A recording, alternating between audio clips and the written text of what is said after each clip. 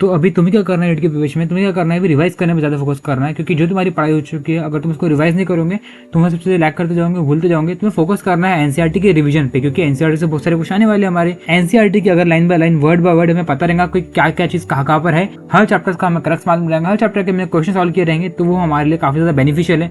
Specially biology में, physics में हो सकता है तुम कोई और बुक लगा रहे हो तो वो भी चल जाएगा, लेकिन यहाँ पर क्या करना, तुम फॉर्मूले वगैरह उसके याद रखना। ऑर्गेनिक में तुम्हें उसके रिएक्शन वगैरह याद करना है। इसके अलावा जो शॉर्ट नोट्स वगैरह होते हैं वो तुम्हें ध्यान रख के अपने काम में लेके आना है। और प्रीवियसली तुमने जो मिस्टेक करी उसको तुम्हें क्या करना है, ध्यान रखना है कि तुम्हें क्या क्या मिस्टेक करी है, उसको तुम आगे चल के क्या कर सकते हो, रिजॉल्व कर सकते हो।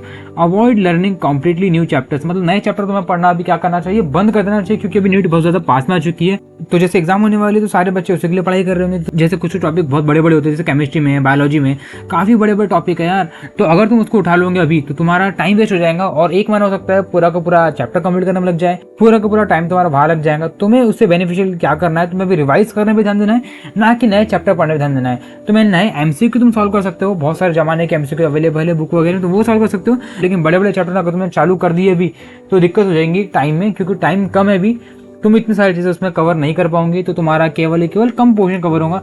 तुम क्या करो, यहाँ पर एकदम वाइड रेंज कवर करना शुरू करो। मतलब अभी तुम्हें एकदम डेप्थ में नहीं जाना है, तुम्हें क्या करना है, वाइड रेंज कवर करना है। तुम्हें भी मेनी के ऊपर फोकस करना है, मतलब बहुत सारी चीजों के ऊपर फोकस करना है। मतलब हर चैप्टर के ऊपर में से जो इंपॉर्टेंट चीजें वो तुम्हें पता होना चाहिए। लेकिन अगर तुम हर चैप्टर के अंदर डीप में जाना चालू कर दोगे तो तुम्हें क्या हो जाएगा, तुम्हारा टाइम यहाँ पर वेस्ट हो जाएगा, प्लस वहाँ पर एग्जाम भी तुम्हारी बहुत पास में आ जाएंगे, फिर पैनिक हो जाएगा, फिर और अच्छे नहीं जाएंगे एग्जाम, फिर वही चीज रिपीट होती जाएंगी, तो वो अच्छा नहीं है। तो अभी क्या करो, तुम कम चैप्टर पढ़ो और छोटे मोटे चैप्टर पढ़ो, लेकिन अच्छे से पढ़ो उसको। और जो आईएमपी क्वेश्चन है, जो उसके पीवाईक्यूज है, प्रीवियस क्वेश्चन है, उसको तुम्हें सॉल्व करना कंपलसरी है। अगर तुम उसको सॉल्व नहीं करोगे तो तुम्हारे मार्क्स यहाँ पर डेफिनेटली कम आ सकते हैं। तुम्हारी एकदम हैबिट नहीं बनी क्वेश्चन सॉल्व करने की, तुम्हारी प्रैक्टिस कम है, तो इसलिए क्या होगा, तुम्हारे वहाँ पर मार्क्स भी कम आ जाएंगे। मेरे हिसाब से अगर तुम्हें स्लीप अगर प्रॉपरली भी नहीं भी ली तो भी चलेगा, आखिर के टाइम में तो मैनेज कर सकते हो। आखिर का जो एक हफ्ता है, 4-5 दिन है, तो अब अगर तुम स्लिप मैच कर लोगे तो भी हो जाएंगी। तो स्लिप मैच करने का भी इतनी कोई फिलहाल जरूरत नहीं है, तुम यहाँ पर रात दिन एक करके तुम पढ़ाई कर सकते हो। आखिरी के दिनों की बात रहती है, जैसे तुम्हारा पेपर कल 2 बजे का है, 2 से 5 पेपर है, तो तुम क्या करोगे, उसके पिछले दिन 2 से 5 तुम सोओगे नहीं। उस टाइम पे तुम कुछ अलग एक्टिविटी नहीं करोगे, टीवी वगैरह मत देखना, क्योंकि अगले दिन उसी टाइम पे तुम्हें क्या करना है, एग्जाम देना है, तो तुम्हें वही फोकस रखना है उस टाइम पे, उसके पहले वाले दिन, तब जाके तुम्हारा एक हैबिट बन पाएंगी।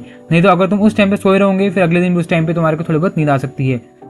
तुम्हें क्या करना है, प्रिपेयर एग्जाम एसेसियल्स अर्ली, मतलब ये सब चीज़ें जो नेसेसरी चीज़ें वो तुम्हें क्या करना है, ध्यान रखना है। जब एग्जाम आएंगे तुम्हें ये सब चीज़ें बना के अपने तैयार रख लेना है। एग्जाम के टाइम में तुम्हें क्या करना है, जो पहले के 5 मिनट होते हैं तुम्हें क्या करना है, क्वेश्चन वगैरह देखना है, ध्यान रखना क्वेश्चन तुम्हें देखना है। बायोलॉजी में क्या लगता है, बस तुम्हें रिमेंबर वाली ट्रिक है, वहाँ पर तुम्हें अगर याद है, आता है तो आता है, नहीं आता है तो तुम क्या कर सकते हो, उसको लीव कर सकते हो, तुम बाद में अटेंड कर लेना उसको। जो तुम्हें क्वेश्चन आते हैं तुम बायोलॉजी में सबसे पहले वो उठाओ, क्योंकि यहाँ पर तुम्हारा क्या हो जाएगा, एकदम तुम्हें पॉजिटिविटी आएंगे और तुम्हारे जैसे क्वेश्चन सॉल्व होने लगेंगे। जैसे 5 क्वेश्चन भी हो गए तुम्हारे, थोड़ा बहुत टाइम भी लगे 5 क्वेश्चन में, तभी तुम्हारे अंदर थोड़ी हिम्मत रहेगी कि आगे चल के क्वेश्चन भी हो सकते हैं करके, और तुम हो सकता है तुक्का वगैरह मार दो तो वो भी सही हो जाए, क्योंकि पॉजिटिव चीज़ों को अट्रैक्ट करती है। अगर तुम ऐसी चीज़ों में क्या करोगे, ध्यान लगा करोगे, तुम्हारा माइंडसेट अच्छा रहेगा, तो पॉजिटिव चीज़ें ही तुम्हारे साथ होंगी। भले तुम तुक्के में भी लगा दिया कोई क्वेश्चन, तो हो सकता है उसके चांसेस हो सकते हैं कि अच्छे से हो जाए। अगर तुम्हारा माइंड नेगेटिव रहेगा, तुम्हें अच्छी चीज़ तुम्हें नहीं लग रही होंगी और तुम्हें लग रहा होगा कि तुम्हारे मार्क्स कम आ जाएंगे, पेपर खराब चल जाएगा, पढ़ाई तो बिल्कुल नहीं हुई, तो तुम्हारा सही में ऐसा हो जाएगा। क्योंकि नेगेटिव चीज़ों को अट्रैक्ट करती है, तो तुम्हें करना है पॉजिटिव रहना है और यहाँ पर स्मार्ट सब्जेक्ट ऑर्डर को फॉलो करना है। बायोलॉजी तुम सबसे पहले करो, केमिस्ट्री बाद में करो, उसके बाद में सबसे लास्ट में तो फिजिक्स करो, कि कभी कभी फिजिक्स के क्वेश्चन क्या हो जाते हैं, टफ आ जाते हैं, तो हमारा ध्यान वहाँ पर भटक जाता है। अपने हिसाब से अपने आप को टाइम अलॉट करके तुम वो यहाँ पर मैनेज कर सकते हो, काफ़ी डेफिनेटली काफ़ी इजीली तुम्हारा यहाँ पर टाइम मैनेज हो जाएगा।